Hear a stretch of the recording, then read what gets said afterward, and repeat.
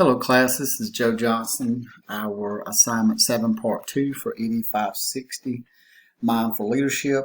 How can mindfulness change the culture of an organization?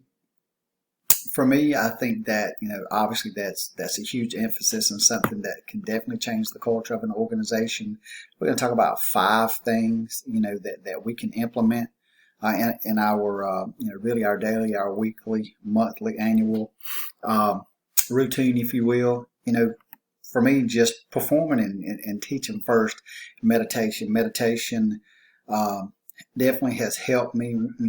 Read about it, and we written discussion boards about it. But taking those few minutes just for yourself. We talk about work-life balance, but taking those few minutes for yourself, relaxing, really closing everything else out, if you will, can either one, help you get started, help your day get started, if you will, on the right track, or two, at lunch, lunch sometimes is it's when I would do it to kind of recharge my batteries and get ready for the second half of the day.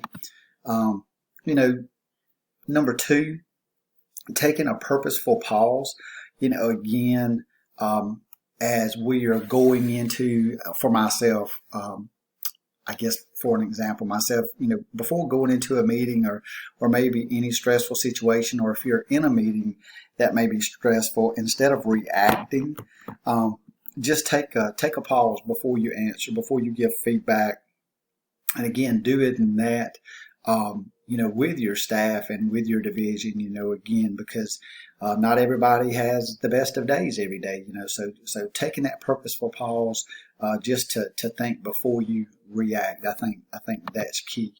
For me, again, having true empathy for your employees, I myself kind of get so caught up in the day-to-day with our business and industry partners in the area that sometimes I lose focus on what may be happening back at the office, if you will.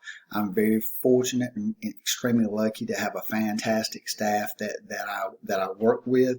But at the end of the day, recognizing what's going on with them on a day-to-day basis, really paying attention from a standpoint of, if someone is typically, very energetic or is very, they're a jokester, if you will. But if you notice a change, be genuine when you ask, if you're asking about someone and how are they, and just simply if they say I'm okay, just don't keep going if you think that's not the case. Truly be there for them. I've been on the other end of that, and you can definitely tell if an individual is truly vested in you and truly care about you. Number 4, for me, lead by example. Leading by example, again, with all the areas that we've mentioned earlier and that we've discussed this entire semester. Lead by example to inspire your employees. Again, showing empathy.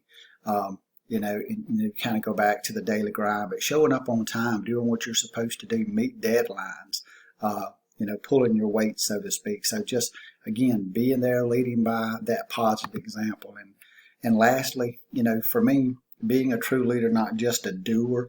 I spoke about in part 1 myself. One of the things that I'm definitely having to work on is I tend to just do things myself. And again, I have a fantastic staff, but I have to communicate better. I have to give them an opportunity to be successful and really show all the great things that they have and that they bring to the table. So I guess lastly, for me, again, helping with that mindful leadership, again, for me, stop and just not be just a doer.